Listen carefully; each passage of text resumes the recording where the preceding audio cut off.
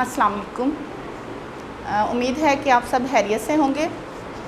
آج میں جماعت ششم مضمون اردو کوڈ نمبر 12.11.57 کے عنوان ملکہ کوثر مری، جو کہ کتاب صفحہ نمبر 16 سے 22 تک مشتمل ہے، اس کا ہم مطالعہ کریں گے۔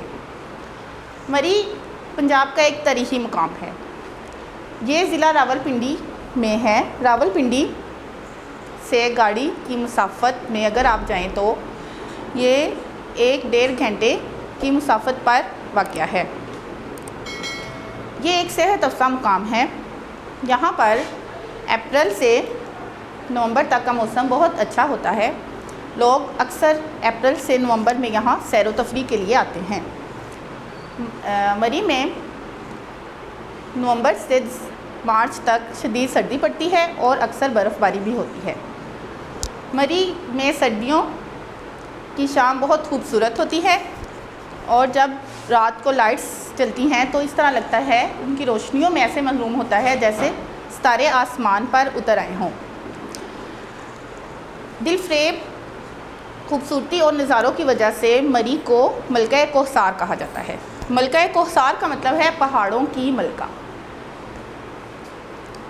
اسی طرح تحریک پاکستان میں اہل مری کا مرکزی کردار رہا ہے۔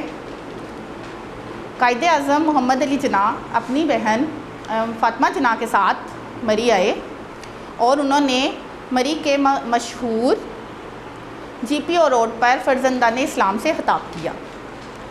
مری ایک مرکزی سڑک کے گرد آباد ہے جس کو مار روڈ کہتے ہیں۔ وہاں پر رات کو بہت رونق ہوتی ہے اور اکثر لوگ سیر و سیاحت، خریداری اور کھانے پینے کی غرض سے وہاں آتے ہیں۔ اب ہم سبق کا مزید مطالعہ سوالات کے ذریعے کرتے ہیں۔ سوال نمبر 1 ہے، مری میں کن مہینوں میں شدید سردی پڑتی ہے؟ مری میں دسمبر سے مارچ تک شدید سردی پڑتی ہے۔ سوال نمبر 2، راولپنڈی سے مری کتنی مسافت پر واقع ہے؟ راولپنڈی سے مری 1.5 گھنٹے کی مسافت پر واقع ہے۔ نمبر 3، پاکستان کے مختلف علاقوں کے لوگ کب مری کا رخ کرتے ہیں؟ پاکستان کے مختلف علاقوں کے لوگ گرمی پڑتے ہی مری کا رخ کرتے ہیں۔ سوال نمبر 4 ہے، مری سمندر کی سطح سے کتنی بلندی پر واقع ہے؟ مری سمندر کی سطح سے 7,500 فٹ کی بلندی پر واقع ہے۔ سوال نمبر 5، مری میں برقی کمکموں کی روشنی میں کیسا محسوس ہوتا ہے؟ مری میں برقی کمکموں کی روشنی میں ایسا محسوس ہوتا ہے جیسے ستارے زمین پر اتر آئے ہوں۔ مری کے لوگوں نے انگریزوں کے خلاف کون سی جنگ لڑی؟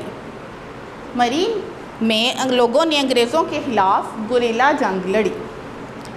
سوال نمبر 7، انگریزوں کو مری میں قدم جمانے کا موقع کب میسر آیا؟ مسلمانوں کو جب 1857 کی جنگ آزادی میں ناکامی ہوئی تو انگریزوں کو مری میں قدم جمانے کا موقع میسر آیا۔ سوال نمبر 8، مری کے راستے میں کون سے درخت ہیں؟ مری کے راستے میں دونوں طرف میں چیڑ اور صنوبر کے درخت ہیں جو کہ سیاحوں کو خوش آمدید کہتے ہیں۔ اسی طرح کتاب میں باقی سوالات درست جواب کی نشاندہی اور غلط درست کی نشاندہی، کالم A کالم الف کو دوسرے الفاظ کالم B کے ساتھ ملائیں۔ یہ آپ اچھی طرح سے مطالعہ کر کے ہم اس کو غلط درست کی نشاندہی کریں گے اور کالم کو ملائیں گے۔ امید ہے کہ آپ اس کی ریڈنگ بہت اچھی طرح سے کریں گے اور یاد کریں گے۔ Thank you. اللہ حافظ۔